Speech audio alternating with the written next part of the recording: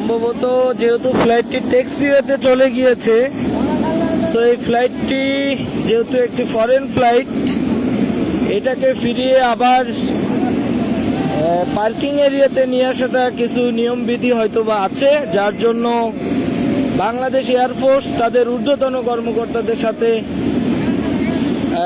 যোগাযোগের চেষ্টা করছেন যে আসলে তারা কি করবেন। তবে বাংলাদেশের বর্তমান সার্বিক পরিস্থিতি অনুযায়ী মনে হয় না ফ্লাইটটি উঠতে দেওয়া হবে। তবে পুশকার্ট অপারেটর গাড়িতে উঠে পড়েছে, সম্ভবত ফ্লাইটটি চলেই যাবে যেহেতু এয়ারফোর্সের লোকজন চলে আসতেছে।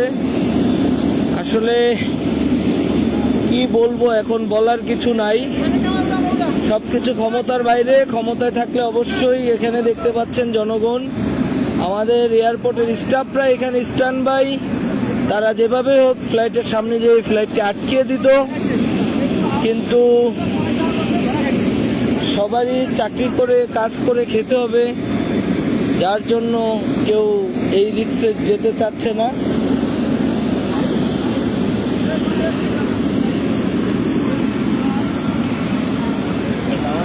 একটু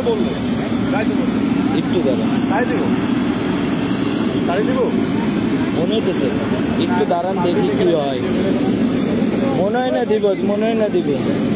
এটাতে মেজর জেনারেল জিয়াউল পালাচ্ছে। আসলে বারবার সিদ্ধান্তহীনতায় ভুগছে বাংলাদেশ এয়ারফোর্স, আবারও গিয়েছে বিমানটির কাছে, দেখা যাক কি বলে।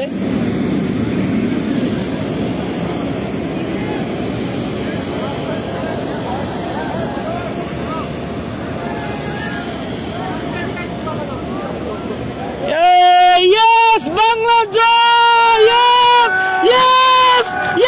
ফ্লাইট ফেরত আসবে, সবাই সরেন, ফ্লাইট ফেরত আসবে, ফাইনাল সিদ্ধান্ত।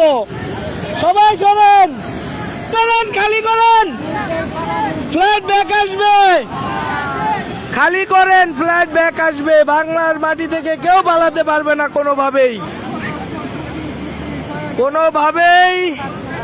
কোনোভাবেই সম্ভব না।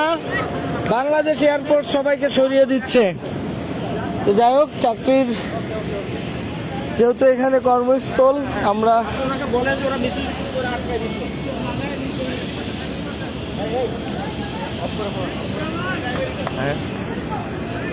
দোস্ত